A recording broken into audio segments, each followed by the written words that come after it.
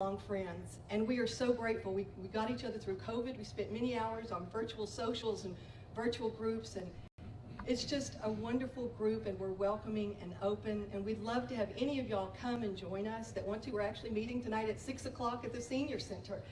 And so that's my first point, is that I feel like I personally, but our group owes a debt of gratitude for Beto for coming and uniting us in the first place. The second point I want to make was when things changed for me. I thought of Beto as a politician. Things changed for me in February and the big freeze that Susan mentioned. Because we were grateful we had electricity, we had our pipes fill up and stuff, but I was mortified at what I heard and what I saw was going on around the state. I couldn't believe it. And so I found out that Beto's Powered by People, his volunteer group, grassroots group that he had formed, was going to be making wellness check calls, not on Democrats, not on just Republicans, but on all Texans. And so I signed up to be one of the callers to do wellness checks and check on Texans. And I will tell you that for 6 hours, I sat on a computer and a phone, and in my screen was Beto. And for 6 hours, he made those same calls with me. And I saw him, and it was my inspiration. Every time I think, oh, I've got to take a break, I can't do this anymore, I would look, and he was still talking, and he was still animated, and he was still working it. And I'm going to tell y'all, you can't imagine. You can't imagine the people that I talked to, and I was one of hundreds of volunteer callers. The people, the anguish they were going through, it was unimaginable. And I talked to one man who was terrified his electricity was going to go out because his medical equipment was dependent on that. His pipes were frozen, he had no water, but he had electricity. And I told him who I was with Powered by People, Beto's group, and he said, I didn't vote for Beto last time, but he said, I won't forget this phone call and the resources that you're telling me about. And I will tell you that when we got toward the end in the evening, I took a break. Beto never did, because I saw him, I could still watch him. He never did. But at the end of this evening, I called a woman, and she was sobbing. I mean, I can't really even think about this woman without getting emotional. She said, my grandchild is shivering, and I don't know what to do. I have nowhere to go. We have no water. We have no electricity. I have no money.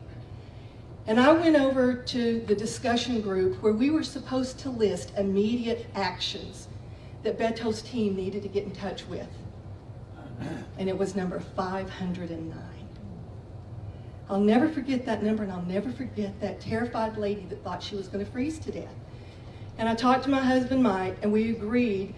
We found a small motel that was close to her, and she said a guy in a red truck could take her and her grandchild there. And we paid for several nights, and we stayed in touch with them until they found a place to go. But we helped lots of people find resources.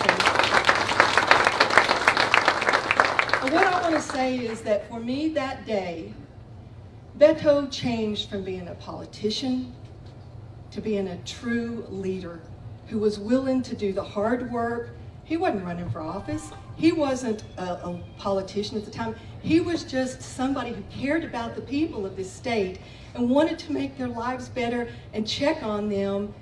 You know, when they answered those calls, I promise you, they weren't political affiliation. They were just grateful.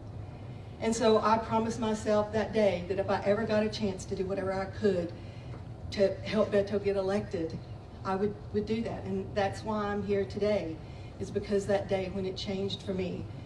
So it gives me great honor. I feel very privileged to introduce to you a true servant leader, and I pray our next governor, Beto O'Rourke.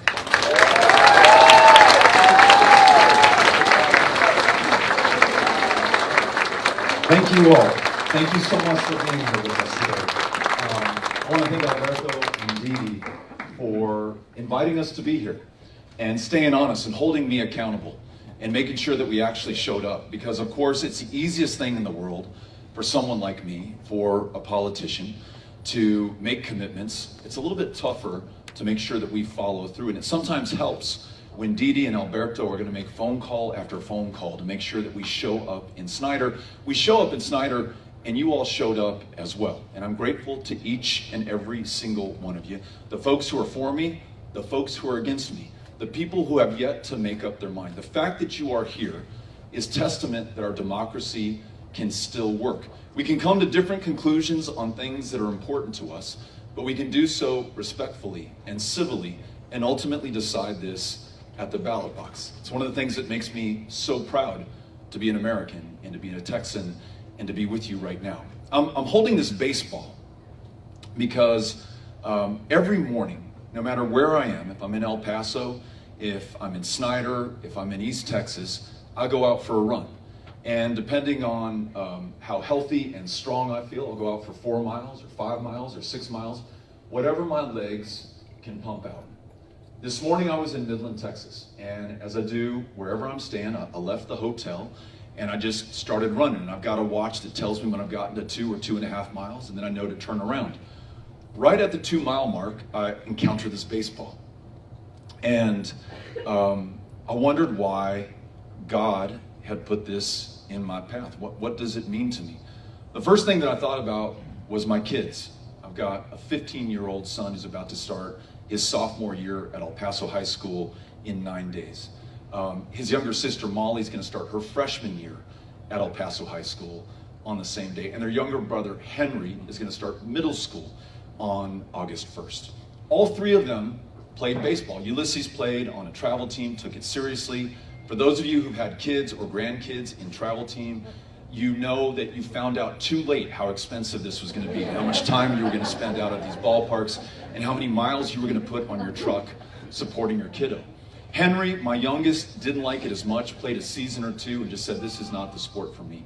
Molly, our daughter, she was the only girl on the team that she played for. And, you know, on the one hand, I was grateful that she was interested in baseball. I was glad that she played. But I was struck by the persistence and courage that it took from her to get out there with these boys every time. And for me, as a man, you know, never having experienced what she has, I didn't know what she was up against and how challenging it was for her to say, hey, coach, please put me in. I don't want to be on this bench inning after inning after inning. If I don't play, I'm not going to get better. If I don't get better, I'm not going to play in the next game. And it really helped to develop her character and made her the young woman that she is today. So I thought about them. And then I thought, what does it mean for what we're all doing right now? And of course, one of the things I thought about was, you know, I'm running this race. We're in competition with the sitting governor. We just got to knock this out of the park. And I thought, well, that's too cheesy and that's too easy. We got to do better than that.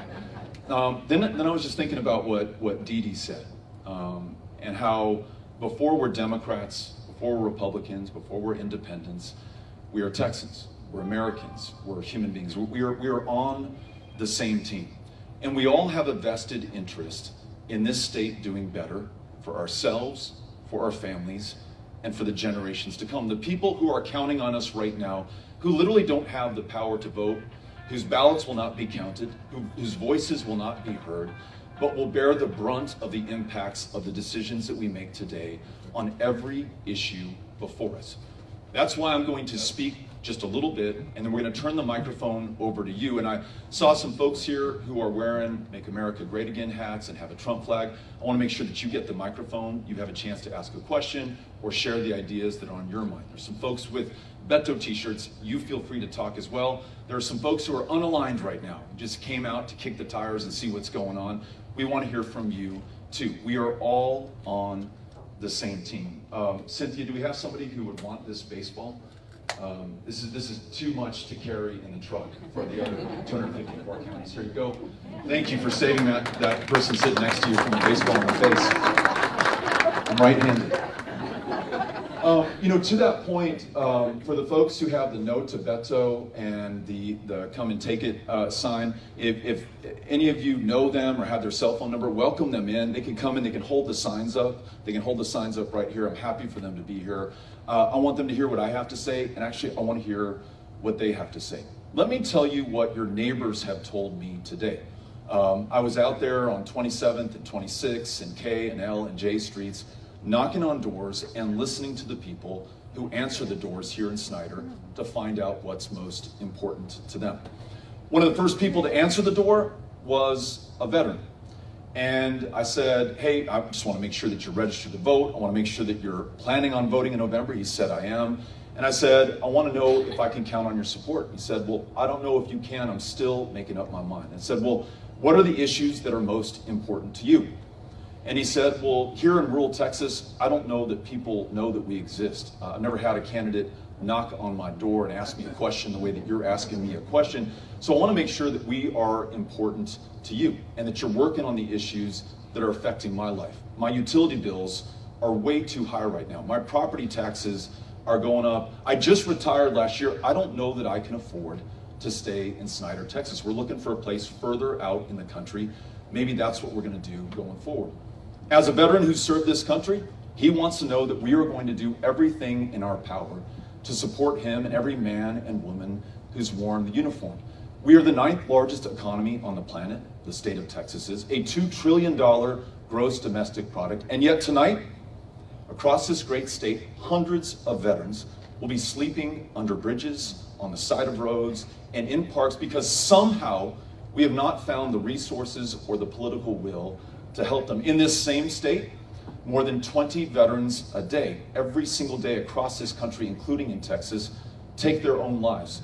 The group of veterans who is taking their lives at the quickest rate is the Vietnam generation, who we asked to go fight a war that this country never fully understood, who came back to communities in Texas, and instead of ticker tape parades or a pat on your back or thank you for your service, at best they got indifference. At worst, they got the hatred of a public who never really knew the sacrifice that they made on their behalf. And nonetheless, those men and women put their heads down, raised their families, improved the communities in which they lived in, and as veterans are now advocating for the next generation, generations who are coming back from Iraq and Afghanistan, exposed to toxic burn pits, breathing in God literally only knows what, having a harder time breathing now that they're back in Snyder, or my hometown of El Paso, needing help, and turning to the Vietnam generation, who's able to remind them it took 40 years for this country to treat exposure to Agent Orange as a presumptive condition for the cancers and the diseases that these veterans were dying for. And it's that Vietnam era veteran, like the gentleman that I just met today, who are front and center and fighting for the next generation coming up. So one thing, regardless of who you vote for in this next election, that I think we can all agree on, is that we should spare no expense. We should shoulder any burden possible to make sure that we're there for our veterans, making sure that we have enough housing for everyone who's currently experiencing homelessness, making sure that we set up a Texas burn pit registry to anyone who's exposed to that, connecting them with the care that they need, and that we prioritize reducing veterans' suicide in Snyder, in El Paso, and across the other 252 counties of Texas. Do I have your agreement on that much? Next door that I knocked on. Young woman named Rosa, who, in fact, I wasn't even knocking on her door. I was across the street. She said, our neighbors are not in town. Don't waste your time, but I recognize who you are. Come on over. I came on over, and she said, listen, I don't have a lot of time to talk. I've got young kids in the house, but I just wanted to say hi. And I said, before you come back into the house, can you tell me what's on your mind and what's most important to you? She said, well, my youngest is about to start kindergarten, and I'm concerned about the quality of our schools, whether we're willing to pay what's necessary to retain the world-class educators that we have here. I want to make sure that we're showing them the respect and treating them with the gratitude that they've earned and that most of us feel. And she said, hey, Beto, could Texas invest in universal pre-K? I couldn't afford pre-K when my kid was 3 and 4 years old. I'd love to be able to do that. It would give them a leg up on learning to read. Their academic achievement over the course of their life would be that much better. We get more out of the tax dollars that we're investing in our public schools in grades K through 12 if those kids get that learning starting in preschool. And in addition, y además, when parents are freed to go finish their education, or go to work, or start a business, or serve their community in whatever capacity because their children are safely in a preschool program, we unlock so much more economic potential. The last person I met was one of the teachers in one of your local schools, a dual language teacher. And I said, tell me what the issues are for you. And they talked about how important it is, again, that we treat people with respect, that we have the kind of pay that we need, as teachers are so underpaid here in Snyder and across the state of Texas when compared to teachers nationally. On average, teachers in this state work a second or a third job to support their habit of teaching our kids and unlocking a lifelong love of learning from them. But she also has a child who's about to start kindergarten. And she says, you know what, Beto, to be honest, top of mind for me is my safety and the safety of my child. She, like you, is aware of what happened in Uvalde 2 months ago. She, like you, realizes that our state government has done nothing to change the likelihood that another school shooting will happen before the next school year begins. Again, in El Paso, my own kids, 3 of whom go to public schools, I worry about them as well. You worry about the kids in your town. You hope and you pray and maybe even you say to yourself, it can't happen here.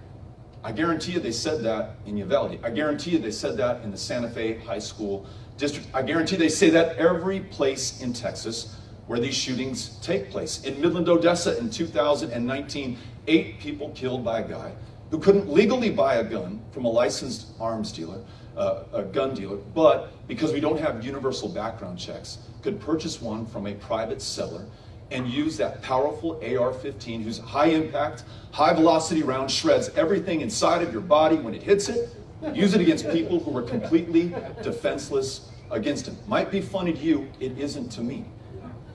Now listen.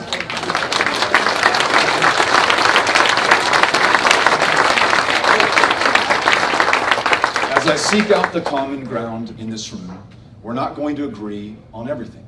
But I bet you we can agree that we want to support public education. We don't want to defund it through the vouchers that are being proposed by our current governor that takes your tax dollars out of your schools and send them to private schools and further makes it harder for those educators, those counselors, those librarians, those classroom teachers to be able to do their job, draws resources away from your kids and grandkids, and makes it a little bit harder to make it as you grow up here in Snyder or any other community in the state of Texas. We may not agree on every issue when it comes to guns. In fact, I bet you we don't. Maybe no 2 people ever do.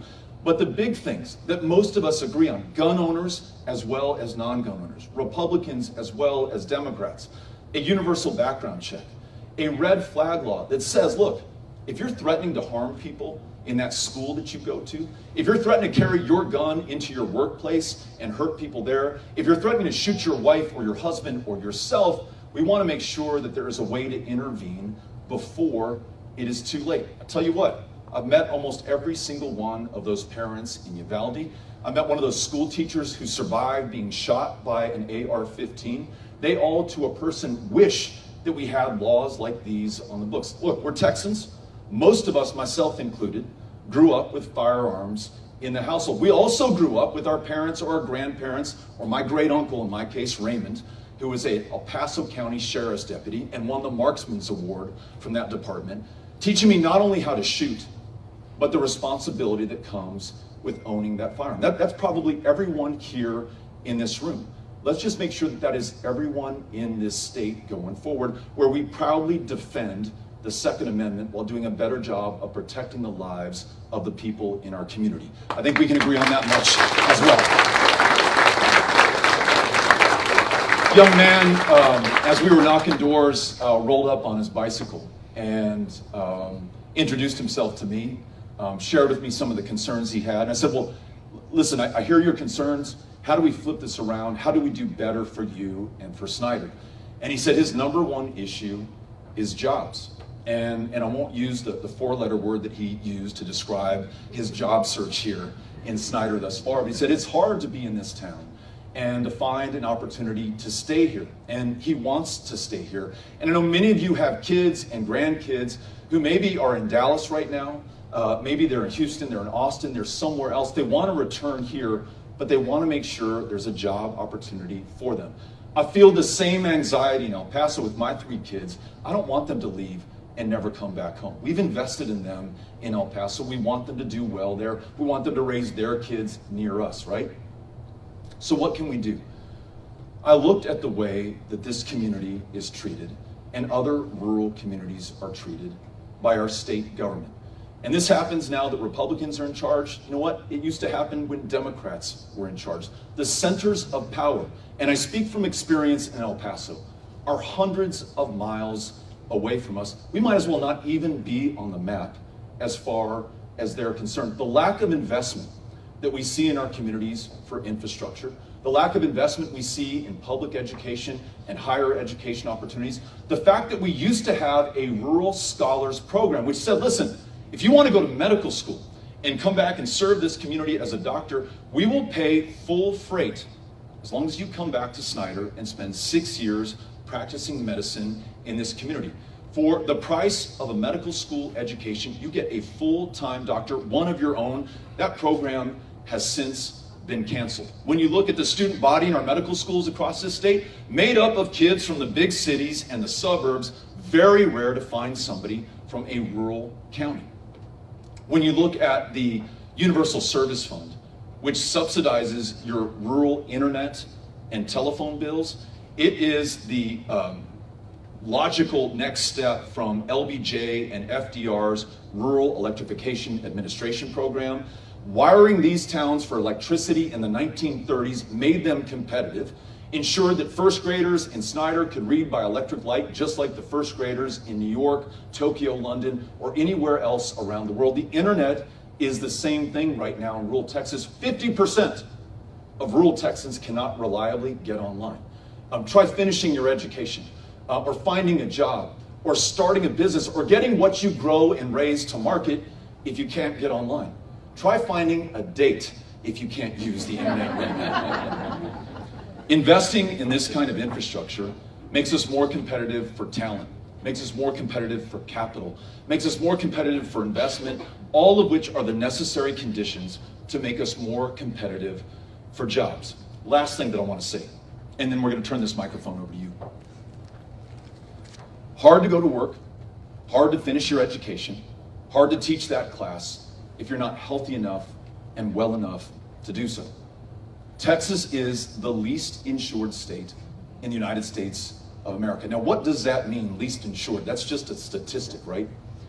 It means that more kids die of diabetes in Texas than any other state. A totally preventable death, a totally curable or manageable condition, I should say. It means that we're 51st in the nation in access to mental health care. So the largest provider of mental health care services in this state is the county jail system. You and I, as county taxpayers, pay $120 a night to keep someone with schizophrenia or bipolar disorder or clinical depression who doesn't have Medicaid, who doesn't have insurance, who cannot see a provider, who gets arrested on purpose because that's the one place that they can get any care at all. That's the way that we're paying for it right now. It's immoral and it's incredibly expensive. And in addition, in rural Texas, 24 of our hospitals have closed down in the last 10 years. There's an answer to this, and the answer actually originated right here in Texas. In 1965, the first president of the United States of America from the state of Texas, Lyndon Baines Johnson, signed the Medicaid Act into law. He wanted to make sure, we as Texans wanted to make sure, that no one is too poor or too unconnected from power or too unlucky to be healthy and well enough to live to their full potential. Well, for the last 10 years, there's been a deal on the table for Texas that says, if you'll just take yes for an answer, the federal government will spend 90 cents on the dollar to expand Medicaid. And when I say the federal government, that can sound like the bad guys far away in Washington, D.C. That 90 cents on the dollar is your money. You paid it in federal income taxes up to D.C. It is now going to almost every other state in the union, except for ours. Unless you think that this is some Democratic Party ploy. Louisiana has expanded Medicaid under a Republican governor. Arkansas has expanded Medicaid under a Republican governor. Oklahoma has expanded Medicaid under a Republican governor. And so has New Mexico, maybe under a Democratic governor. Every single one of our border states have done it. We could bring in $10 billion a year of our own money. Stand up some of these rural hospitals that have closed down. Keep these clinics open. Make sure that people who need to manage their pain or see a family planning provider or just get any kind of medical care at all can afford to do that. And the kicker if we accept Medicaid expansion, we can lower our property taxes. Because right now, let's say that you do have diabetes, and you don't have Medicaid, and you don't have insurance, and you cannot afford the insulin that would save your life. At some point, your suffering, your pain is going to become so bad that you're going to take yourself to the nearest hospital, where the outcomes will not be as good as they would have been if you had preventable treatment and care, and the expense is going to be astronomical. You may not have a dime to your name, but it doesn't mean that the bill goes away. It means that Scurry County taxpayers end up footing the bill at the end of the day. Incredibly expensive way to do business, and that's reflected in your skyrocketing property taxes. So listen, we can save lives, connect people with care, stand up these closed rural hospitals, and lower our property taxes in the bargain. Expanding Medicaid is not a Democratic or Republican thing to do. It's a smart Texas thing to do. I hope we can agree on that one as well. So, we are going to now turn the microphone over to you. If you've got a question, if you've got a comment, if you've got an idea, I'm all ears. Only ground rules are, let's be respectful to one another. We do not have to agree, and sometimes it's even better when we don't. It allows us to hear those who come to different conclusions on issues that we care about. That's the only way that we get better. It's the only way that we find common ground. It's the only way that we get to consensus. It's really the only way that we're going to move forward in this democracy. Before we do that, I want to invite anyone who wants to be part of this campaign and wants to talk to voters in this county or the home county in which you live, to talk to one of our volunteers who's got a yellow vest on. If you'll raise your hand. Yellow vests are all around the room. They're here to take your name down, your telephone number, your email address, and then ask you to go out and meet the voters here who will decide the outcome of this critically important election. Okay, Cynthia. Cynthia's right here in the burnt orange shirt to your left. If you raise your hand, she'll bring the microphone over to you. I'll do my best to get as many questions and comments in as we possibly can so we hear from as many voices as possible. Yes, sir. Thanks for coming this evening. We've got 20 minutes left, so that's not much, so short questions, short answers. Yes, sir. Questions, I got two. Number one, what are you going to do to secure our southern border? And number two, what are your views, or are you for or against the illegal aliens voting in our general elections? Thank you. Thank you for being here. Questions about how do we secure our southern border? We have real challenges there. Folks trafficking illegal drugs into this country that are killing our fellow Texans. People trafficking human beings. We've got to make sure that if you come to this country, you follow our laws, you do so in an orderly fashion, and you make sure that if you want to work, if you want to join family, if you want to apply for asylum, you follow the path that we have written out so that we can focus on the real security threats that we face. On our part in the state of Texas, I would love to work with you and anyone in this room to make sure that our country rewrites our laws to match our needs, our values, and the reality on the ground. Talking to cotton growers in Lamesa, they cannot find the labor that will do the jobs that folks born and raised in Lamesa, for whatever reason, are unwilling to do right now. Going to the cotton gin in Roscoe, I hear the same issue. We've got to have a legal pathway for people to come here and work. What about a Texas-based guest worker program that allows people to come here, work, do jobs, earn money, and then return to their country of origin, as many of them want to do right now? The second issue, do I think that people who do not have citizenship should be able to vote in our elections? Absolutely not. Thank you for asking.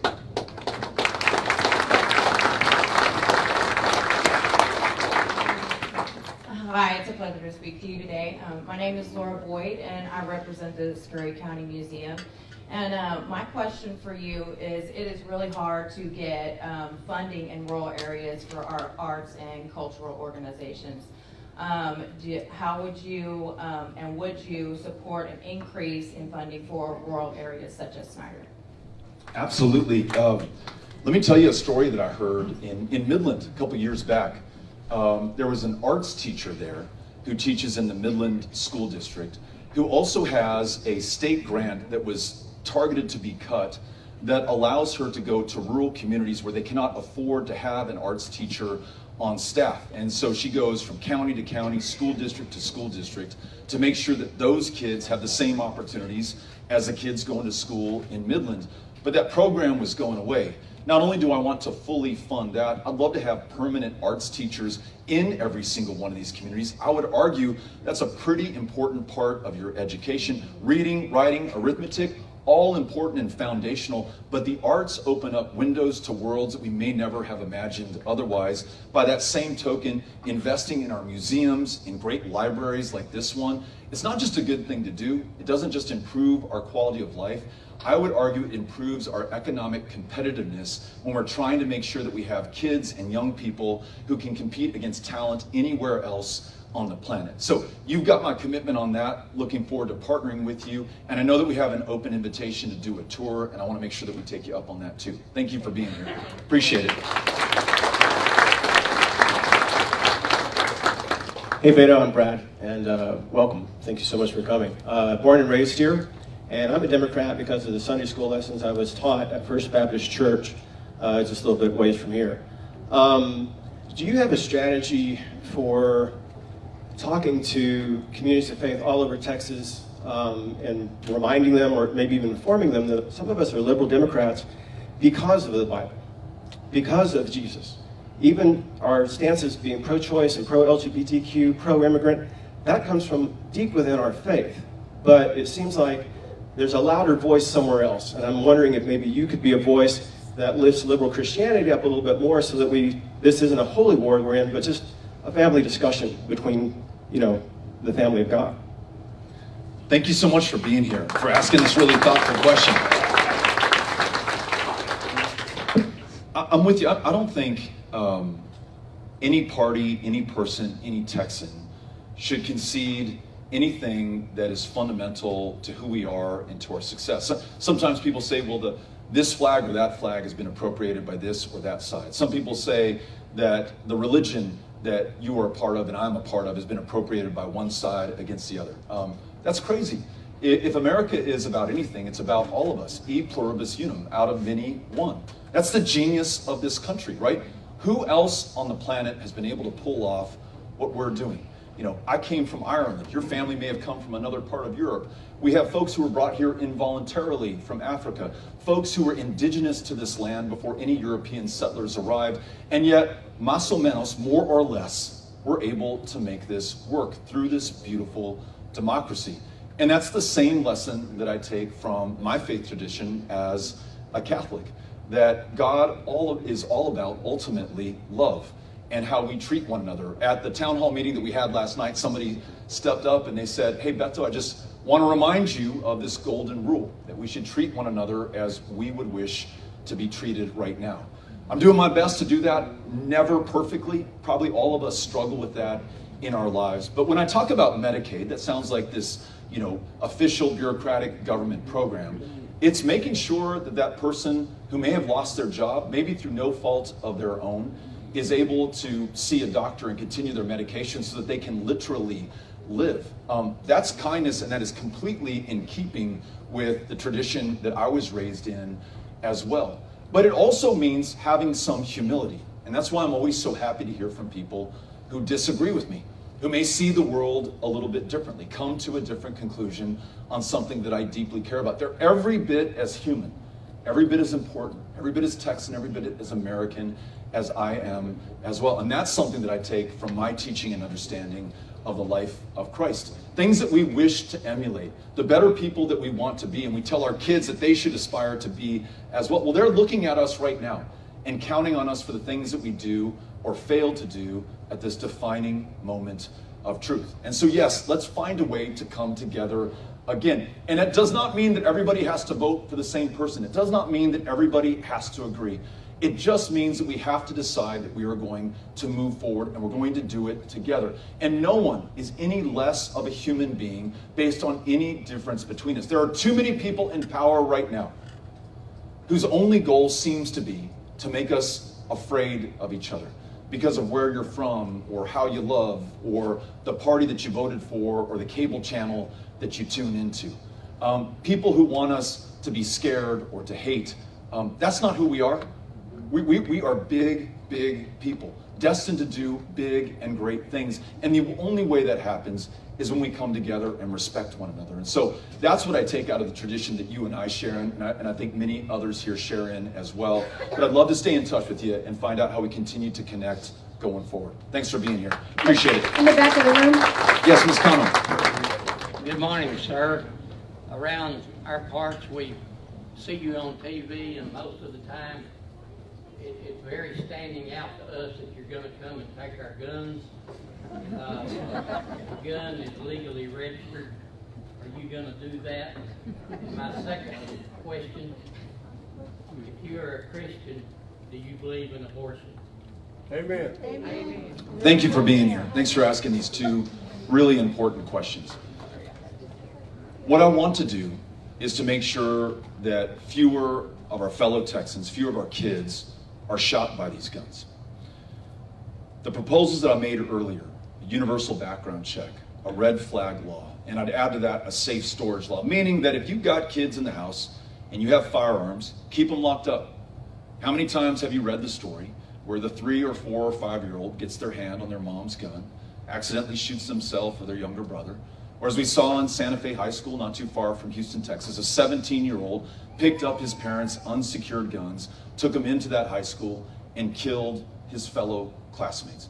Those 3 ideas of background checks, of red flag laws where we intervene before it's too late, and safe storage, most of us can agree on. And to your question, that is what I'm focused on. I know that there are Republicans and gun owners, as well as Democrats and gun owners and non-gun owners, who can get behind that.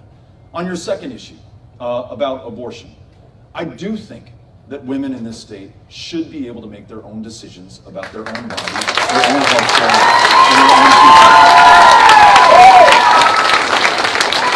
Listen,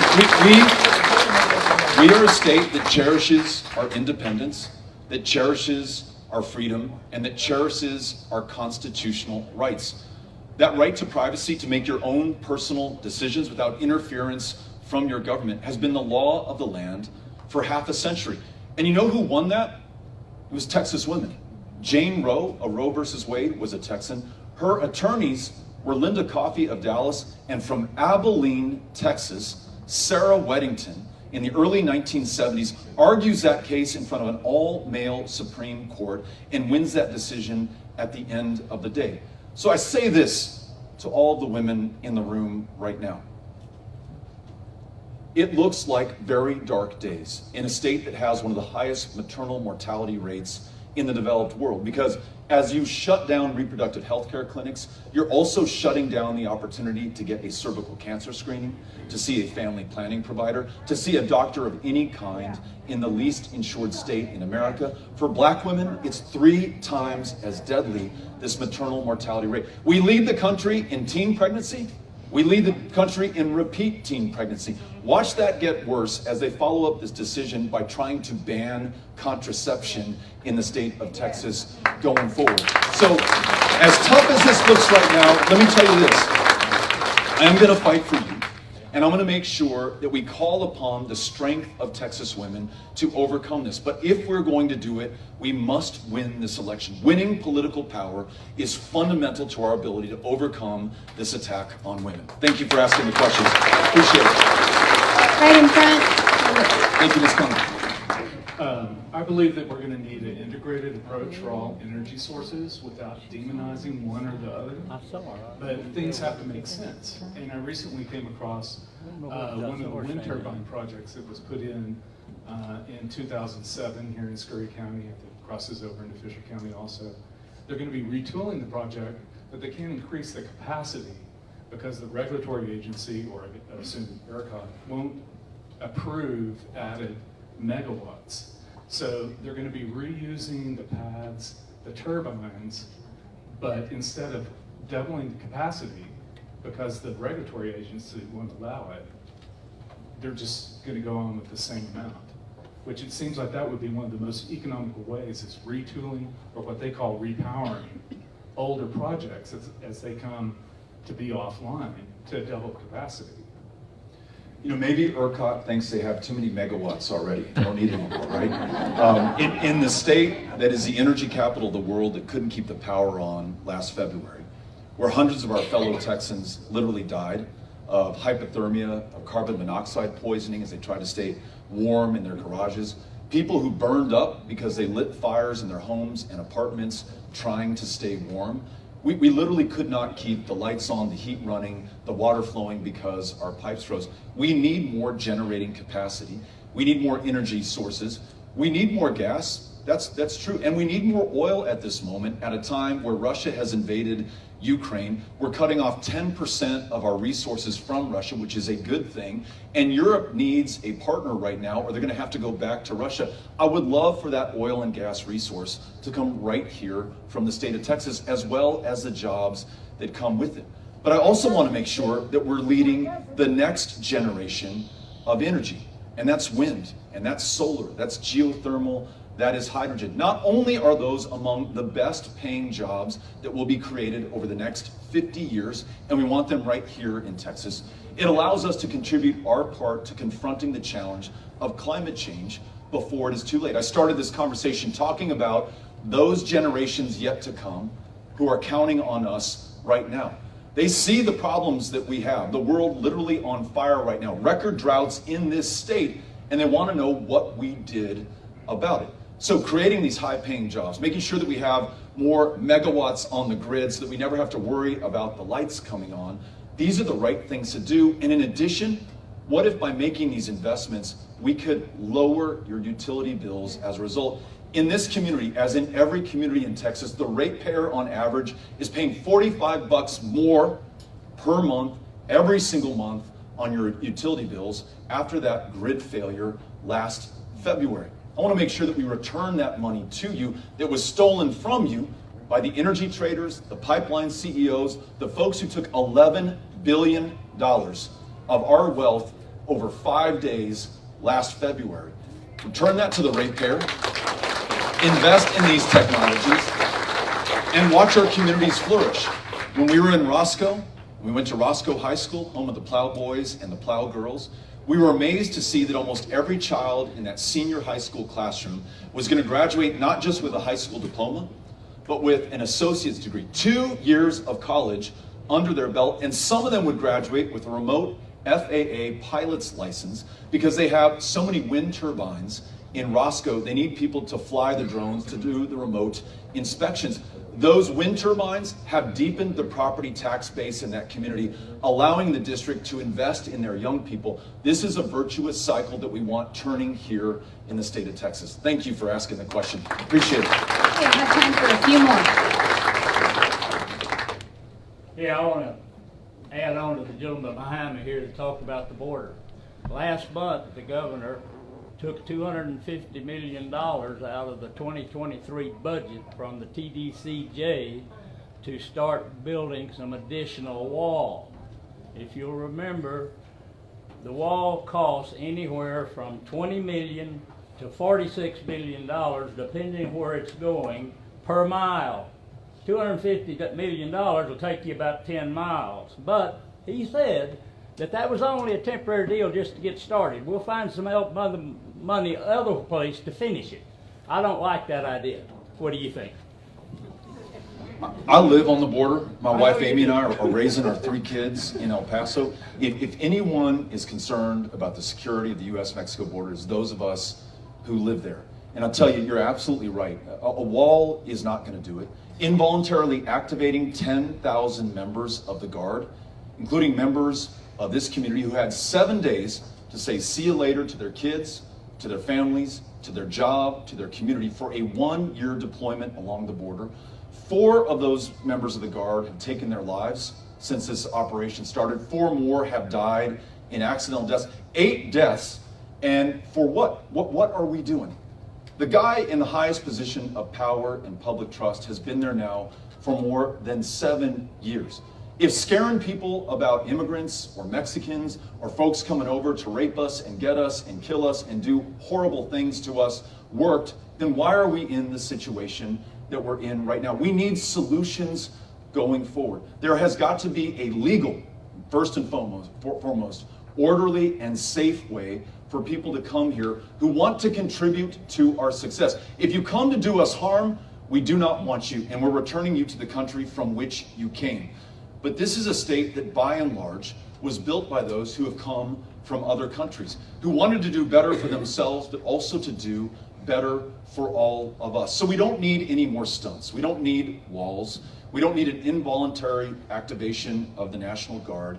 We don't need to put migrants on buses and send them to Washington, D.C., where all of us as taxpayers end up footing the bill. We need solutions. How about a guest worker program so that people can come here and do jobs that no one else will and they return to their country? How about this? If you live in Mexico and you want to join a sibling here in this country, it is a 20-year wait in line to get here. We're almost begging people who are desperate to join family members to cut in that line. Let's rewrite our laws so that we reduce the wait time so that people can do this in a legal way. Let's honor our asylum and refugee laws, and then let's push our national leaders, including those in Congress, to do their jobs and address the underlying issues in the Northern Triangle of Central America that would cause someone, think about this for those of you who have kids, to take their 4-year-old son or their 12-year-old daughter and travel 2,000 miles, much of that on foot, some of that atop a train called the Beast, for a reason, La Bestia, to come to this country. No one does that for fun. No one does that for kicks. Nobody does that to take anything from me or from you. They do that because it's the only way they could save their kid's life. It's the only reason that would compel me to do the same. So let us, a state of immigrants, a country of immigrants, do the right thing right now. Secure and protect our state and our border communities, and also make sure that we live up to the potential and promise with a legal and orderly pathway for immigrants to this country. Thank you for being here, sir. Appreciate that. Okay, I have time for 2 more questions. Gracias. Hi, my name's Heather. I'm a nurse. I've been a nurse for 23 years, and I'm on the front line right now working at the bedside. For a time, I was here in the community as the DON in our local nursing home during the COVID pandemic. We lost 20 of our senior citizens to that pandemic, and we spent most of that time without the proper funding, PPE, equipment, all of those things that we needed to take care of those people that we deeply loved. And so I have a special place in my heart for the Medicaid expansion, and I wanted to know if you could speak to how increasing our Medicaid funding would help, especially prop up elder care, because we haven't had a Medicaid increase for elder care in the state in a very, very long time. So could the Medicaid expansion dollars be used for that purpose? Thank you for being here, and thank you for sharing some of your story and for what you do. My sister is also a nurse in El Paso, and at the start of that pandemic was an ER nurse. And hearing her talk about what it was like to treat people without the right protective equipment for herself, not knowing the rules of the road as we were all trying to figure that out, and being her brother really deeply worrying about her. And then ultimately El Paso became the deadliest city, bar none, in the country for COVID deaths. We set up not 1, but 10 mobile morgues in our community. Part of the problem is we were fighting our governor, who was trying to restrict what we could do in terms of public health orders to save lives. You know, I mentioned veterans right at the top. One of my favorite veterans that I've ever known, a guy who changed my life so much for the better, name was Javier Diaz. 17 years old during the Korean War, asked his mom to sign his enlistment papers so he could join the Marines and go out there and fight in some of the toughest, coldest battles that any U.S. service member has ever been a part of. We lost him to COVID. He died alone in a hospital room. His wife and his family could not come in there and visit him. It was before the vaccine, and he had no help from the highest people in the positions of power. So to your question, yes, absolutely. Let's expand Medicaid. Let's also support local healthcare workers. We have a 20,000 nurse shortage in the state of Texas right now. Here's my pledge and my plan as your governor. If you want to join the nursing profession, if you are already currently a nurse and have student loan debt, I want to make sure that we clear that out of the way so that you can focus on your patients and helping them to get better, so that we reduce the nurse to patient ratio, and that we boost the reimbursement for elder care and those home attendant and including home attendant nurses who are literally helping so many of our disabled Texans, Texans with disabilities, and elder Texans live independently in their own homes. We do not lack the wealth or the resources. 9th largest economy, $2 trillion GDP in Texas. It's just so far the political will to do the right thing. So we all together, I think, want to do the right thing. Thank you for being here and for what you do and for asking the question. Thank you. To your right, and sorry, added one more, could not say no to our veterans, so we have two this lady right here in blue and this gentleman. I'm one of them that have in this country. Right? And I love freedom. And you're trying to take my freedom away and give it to somebody that has the authority to turn me in without cause under your red flag. And with no defense, that I hear they can enter your premises, retrieve your guns, and you will not get them back. And when the guy talked about you taking it, does the Second Amendment say something about shall not be infringed? Does that count anything? I know, look at our country over the last 18 months. Do you see the condition we're in? Can you name some people that have had the opportunity to change this and have not? Thank you, sir, for being here. Please go ahead. My priorities are God, family, and country. Thank you, mine as well. And thank you for being here. Thank you for serving our country. Thank you for asking a question. You're absolutely right about the Second Amendment. It includes that phrase. It also includes the phrase, a well-regulated militia. We have decided as Americans that we're going to draw a line. That's why you can parade around with your AR-15s, but you can't do it with a mobile rocket launcher or a bazooka. We've just decided that's a line. It's why you used to be able to have a machine gun in Snyder, Texas before the mid-1930s, and then we as a country decided, you know what? Probably doesn't make sense for people to be able to carry machine guns. We drew a line.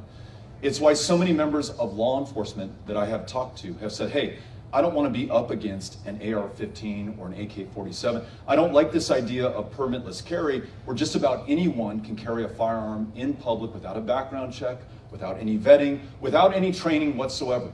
I'll tell you what, a Vietnam veteran, a guy named Vic that I know in El Paso, who does not like my views on AR-15s and AK-47s, had me over for coffee to make sure that I got an earful of his point of view. And I heard him respectfully. I said, sir, I understand that we come to different conclusions on this.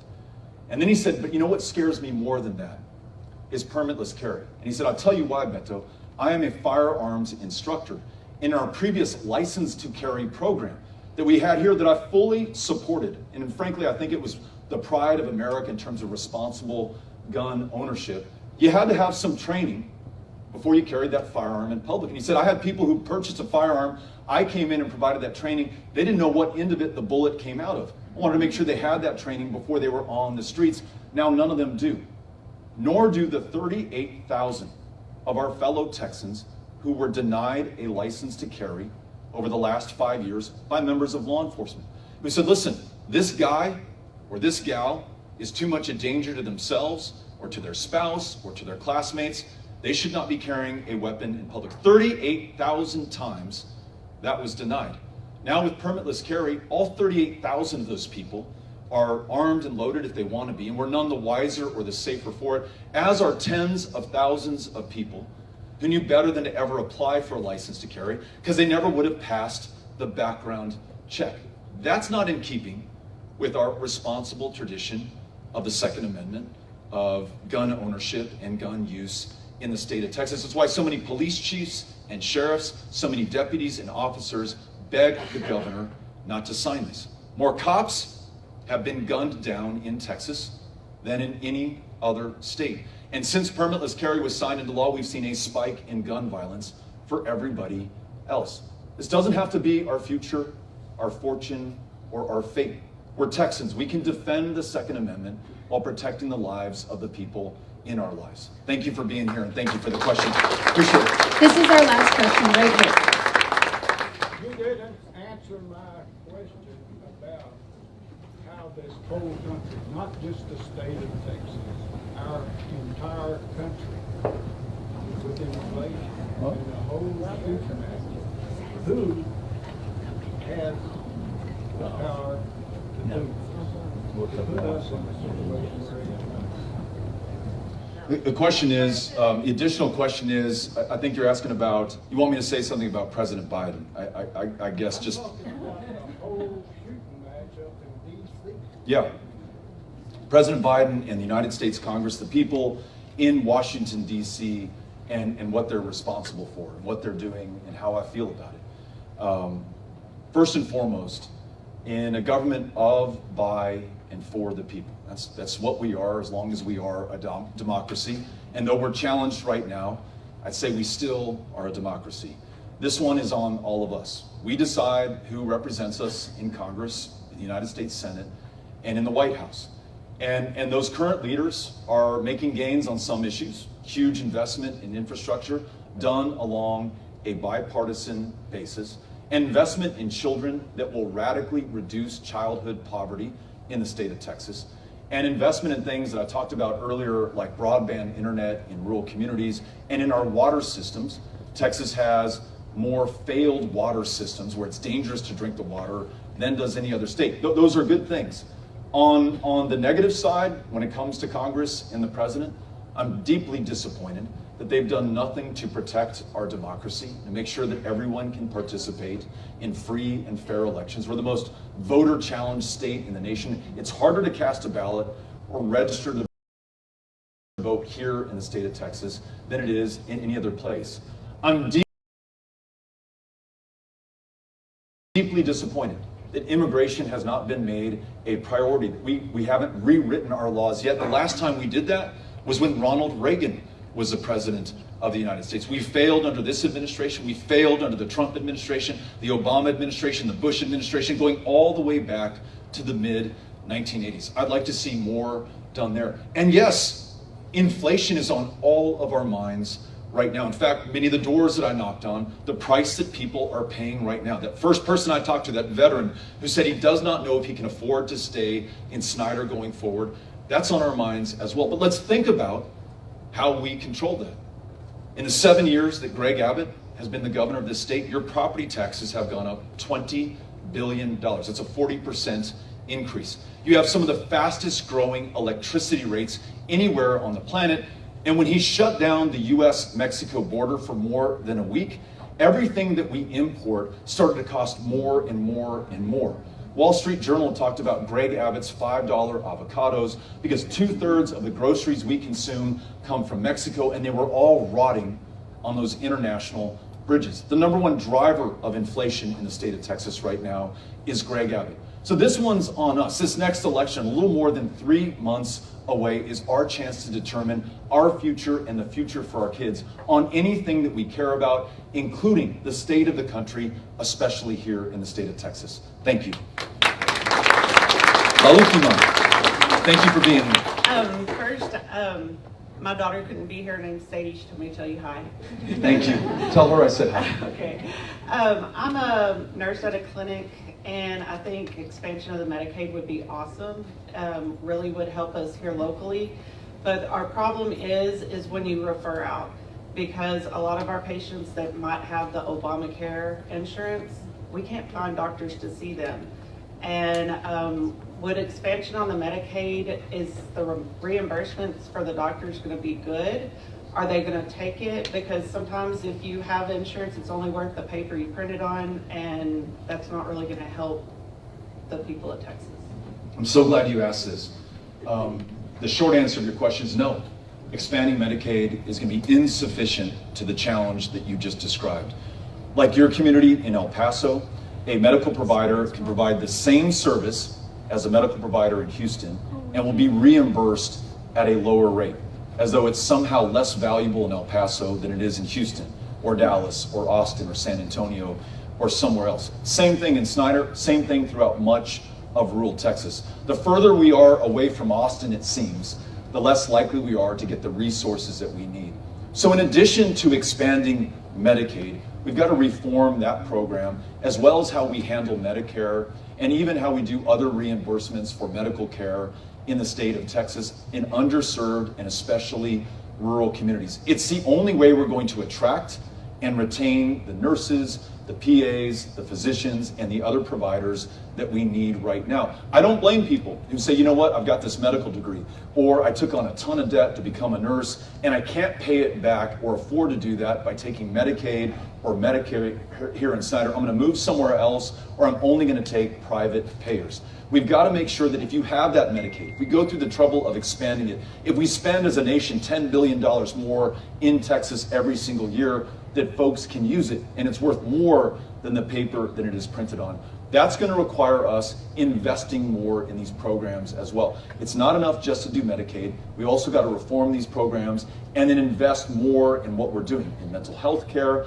in primary health care, in women's health care at a time that women are under attack in this state. If we do all of that, not only have we been able to fulfill the moral imperative, the things that we hear about when we're in church or synagogue or mosque or however we connect with the power that is greater than us, but we're also satisfying our own self-interest in being a stronger, better, more economically competitive state. Imagine the number of people right now who are not well enough or healthy enough to finish school or go to a job or start a business that creates more jobs. Investing in healthcare is an investment in our economy. I'm gonna make sure that we do that, and I look forward to partnering with you. Thank you so much. That's it. That's it. Hang here. So I want to thank Alberto, I want to thank Dee Dee, I want to thank the Scurry County Library for hosting us. I want to thank members of law enforcement who are here. I want to thank supporters and opponents alike. I want to thank Susan Hayes, the next Commissioner of Agriculture in the state of Texas, for making the drive out here and doing such an amazing job. Every person in a yellow vest is very happy to sign you up to become a volunteer. If you want to talk to voters, have conversations just like we're having here in this room about the future of Texas and what we can all do to make it a better one. I'm going to hang out right here by the Texas flag. Anybody who'd like to come say hello or take a picture, we'll hang out right here and would love to say hello. Thank you all very much for coming out. Gracias.